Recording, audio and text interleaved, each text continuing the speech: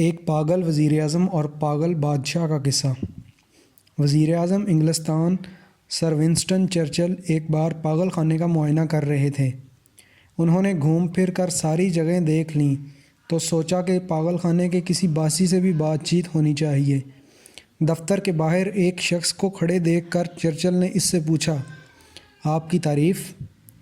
وہ بولا، میں پاگل خانے میں زیر علاج تھا، اب صحت یاب ہو چکا ہوں اور آج ہی اپنے گھر لوٹ رہا ہوں۔ اور آپ کی تعریف؟ چرچل نے کہا، میں برطانیہ کے وزیر اعظم ہوں۔